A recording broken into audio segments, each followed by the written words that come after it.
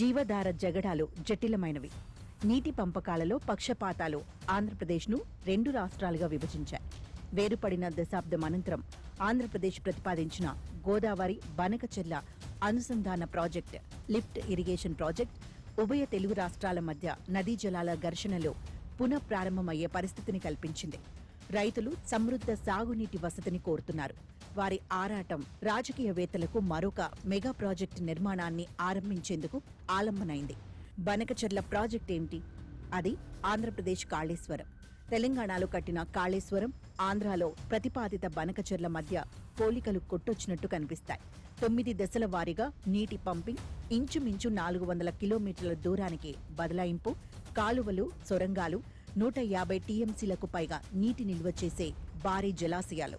రెండిటి నిర్మాణ వ్యయ అంచనా కూడా సమస్థాయిలో ఉంది. కాంట్రాక్టర్లకు లబ్ధి చేకూర్చే ప్రాజెక్టులివి. భారీ ప్రాజెక్టులు, వాటిని మించిన మహాభారీ ప్రాజెక్టులో నిర్మించడమనే ప్రక్రియ అప్రతిహతంగా సాగిపోతోంది. నిర్మాణ వ్యయాలు పోటాపోటీగా పెరిగిపోతున్నాయి.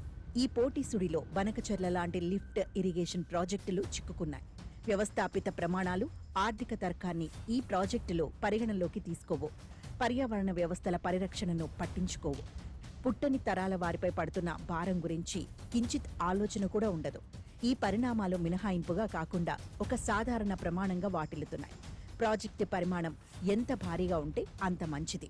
నిర్మాణ వ్యయం ఎంత అధికంగా ఉంటే అంత ప్రయోజనకరం. కాళేశ్వరం, బనకచెర్ల కథ ఒకటి. ప్రచ్ఛన్న యుద్ధ కాలంలో అమెరికాలో సైనిక, పారిశ్రామిక వర్గాల కుమ్మక్కుతో ఆయుధోత్పత్తి పరిశ్రమలు విస్తరిల్లినట్టుగా ఇప్పుడు మన దేశంలో రాజకీయ వర్గాలు, బిల్డర్లు, ఇంజనీరింగ్ సంస్థల కుమ్మక్కుతో మెగా ఇంజనీరింగ్ ప్రాజెక్టుల నిర్మాణం పెచ్చరిల్లిపోతోంది.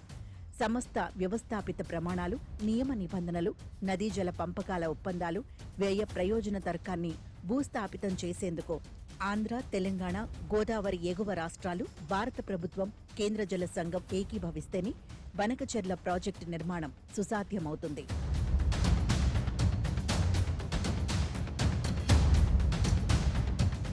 ఈ ప్రాజెక్ట్ ఎప్పటికైనా ఒక రూపు తీసుకుంటే అంతర్రాష్ట్ర ఒప్పందాలను లక్ష్యపెట్టకుండా తమకు తోచిన రీతిలో ఇరిగేషన్ ప్రాజెక్టుల నిర్మాణాన్ని చేపట్టేందుకు అన్ని రాష్ట్రాలను పురిగొల్పుతుంది.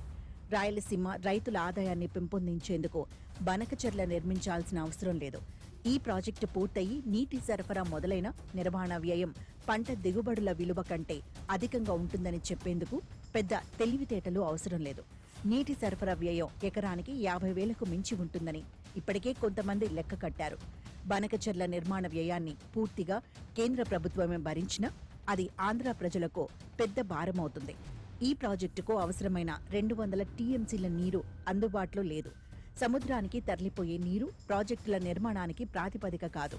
సిడబ్ల్యూసి ఈ ప్రాజెక్టుకు ఎట్టి పరిస్థితులలోనూ అనుమతినివ్వబోదు. సిడబ్ల్యూసి అనుమతి లేకుండా రాష్ట్ర ప్రభుత్వం ఈ ప్రాజెక్టు నిర్మాణాన్ని చేపట్టలేదు.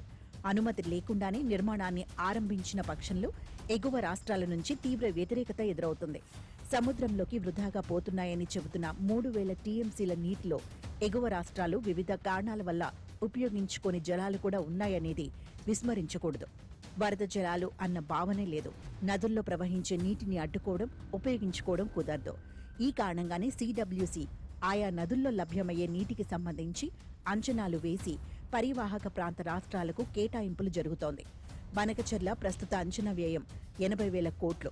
అంతిమంగా 1,50,000 కోట్లకు పెరగవచ్చు. ఆంధ్రప్రదేశ్ ప్రభుత్వం ఆ మొత్తాన్ని మరింత అర్థవంతంగా, మరింత ప్రయోజనకరమైన ప్రాజెక్టులకు వినియోగించాలి. తెలంగాణ రాష్ట్రం తప్పకుండా బనకచెర్లను వ్యతిరేకిస్తుంది. అది తమ న్యాయబద్ధమైన వ్యతిరేకతలను సిడబ్ల్యూసి అధికార పరిధిలో వ్యక్తం చేయాలి. ప్రజల వద్దకు ఈ సమస్యను తీసుకుపోయి భావవేశాలను రెచ్చగొట్టడం మంచిది కాదు. బనకచెర్లపై వ్యతిరేకత వ్యక్తం చేసేందుకు వ్యవస్థాపిత ప్రమాణాలు, వేదికలు ఉన్నాయి.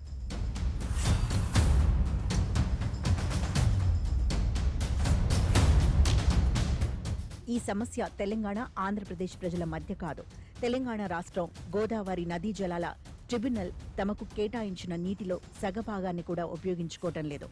ఆంధ్రప్రదేశ్ తన వాటాను ఇప్పటికే పూర్తిగా వినియోగించుకుంటోంది. బనకచెర్లపై ముందస్తు సాధ్యాసాధ్యాల నివేదికకు సంబంధించి సిడబ్ల్యూసి తెలంగాణ ప్రభుత్వానికి రాసిన లేఖలో సూచించిన విధంగా ఆంధ్రకు అదనపు జలాలు సమకూరుస్తామని తెలంగాణ ప్రభుత్వం లిఖితపూర్వకంగా హామీ ఇవ్వడం అనేది జరగని విషయం. తనకు కేటాయించిన నీటి వాటా భావి ప్రాజెక్టులపై తన హక్కును వదులుకోవడానికి తెలంగాణ ప్రభుత్వం అంగీకరిస్తే తప్ప దాని నుంచి ఆంధ్రప్రదేశ్ 200 టీఎంసీల నీటిని వాడుకునేందుకు తమకు అభ్యంతరం లేదనే లిఖితపూర్వక హామీ పొందడం అనేది జరగదు. సిడబ్ల్యూసీ ఆధారంగా కాకుండా ఇతరత్రా నిర్మించేందుకు తలపెట్టిన కొత్త ప్రాజెక్టులకు అనుమతిని నిర్ద్వంద్వంగా నిరాకరించేందుకు సిడబ్ల్యూసీకి అధికారముంది. నీటి కేటాయింపులు పొంది ప్రస్తుతం ఆ జలాలను ఉపయోగించుకోలేకపోతున్న రాష్ట్రాల భావి ప్రయోజనాలను పరిరక్షించే బాధ్యత కూడా సిడబ్ల్యూసీపై ఉంది. ఎగువ రాష్ట్రాలు ఏవైనా తమ వాటా నీటిని ఉపయోగించుకోలేకపోతే దిగువ రాష్ట్రాలు వాటిని ఉపయోగించుకునేందుకు వీలులేదు. ఉమ్మడి పరివాహక ప్రాంతంలోని ఇతర రాష్ట్రాల అవసరాలు, ఆకాంక్షలను తప్పక గుర్తించి గౌరవించాలి. ఈ దృష్ట్యా వరద జలాలు సముద్రానికి వృధాగా వెళుతున్న నీరు అనే భావనలో బనకచెర్ల తరహా అదనపు ప్రాజెక్టుల నిర్మాణానికి ఆలంబన కాబోవు. సముద్రంలోకి ప్రవహిస్తున్న నీరు వృధా అయిపోతుందనేది పూర్తిగా కాలం చెల్లిన భావన. నదీ ప్రవాహాలను అడ్డుకుంటే పర్యావరణ విపత్తులు సంభవిస్తాయి. నదులు స్వేచ్ఛగా సముద్రానికి ప్రవహించాలి. ఇది పర్యావరణ అవసరం.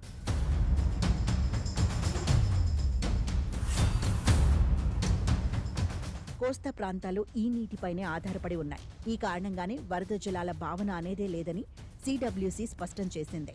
ఏ ప్రాజెక్టుకు వరద జలాల కేటాయింపు లేదని ఖండితంగా పేర్కొంది. బనకచెర్ల ముందస్తు సాధ్యాసాధ్యాల నివేదికపై సిడబ్ల్యూసీ తీసుకున్న విధానపరమైన వైఖరి అది.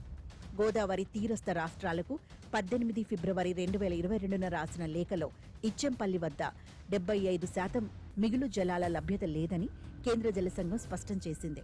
గోదావరి బనకచెర్ల ప్రాజెక్టు ముందస్తు సాధ్యాసాధ్యాల నివేదికపై పోలవరం వద్ద 200 టీఎంసీల నీటి లభ్యతపై కూడా స్పష్టమైన వ్యాఖ్యలు చేసింది. గోదావరి ఎగువ రాష్ట్రాలలో పూర్తయిన నిర్మాణమవుతున్న ప్రతిపాదిత ప్రాజెక్టులన్నింటినీ పరిగణలోకి తీసుకొని ఆ వ్యాఖ్యలు చేయడం జరిగింది.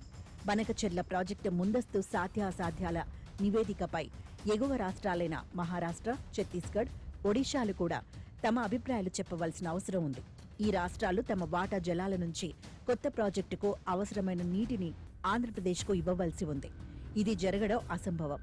గోదావరి, బనకచెర్ల ప్రాజెక్టు వంటివి ఉభయ తెలుగు రాష్ట్రాల ప్రజల మధ్య గందరగోళాన్ని, విభేదాలను సృష్టిస్తాయి.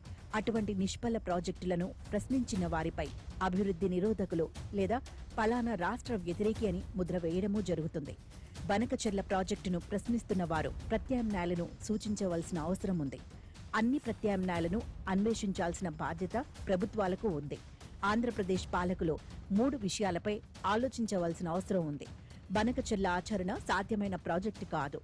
ఆంధ్ర, తెలంగాణ ప్రజల మధ్య సమస్యలు తలెత్తేందుకు ఆస్కారముంది. ఆంధ్రప్రదేశ్పై ఈ ప్రాజెక్టు పెద్ద ఎత్తున ఆర్థిక భారాన్ని మోపవచ్చు.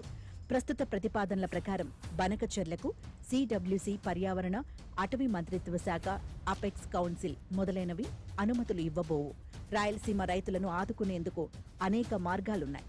మరీ ముఖ్యంగా కేంద్ర ప్రభుత్వం బనకచెర్ల ప్రాజెక్టుకు మద్దతునివ్వలేదు. రాజకీయ కారణాలతో కేంద్ర ప్రభుత్వ తోడ్పాటు లభించినా దేశవ్యాప్తంగా నదీ జలాల కేటాయింపులకు ప్రస్తుతం అనుసరిస్తున్న మార్గదర్శక సూత్రాలు, నియమ నిబంధనలు, వ్యవస్థాపిత ప్రమాణాలు సమస్తమూ సమసిపోతాయి. ఇదే సంభవిస్తే సిడబ్ల్యూసీ విశ్వసనీయత, అధికారమూ హరించిపోతాయి. దేశ జల వనరుల నిర్వహణలో కీలక పాత్ర వహిస్తున్న ఆ జాతీయ సంస్థ నిష్పాక్షతపై ప్రజలు నమ్మకం కోల్పోతారు.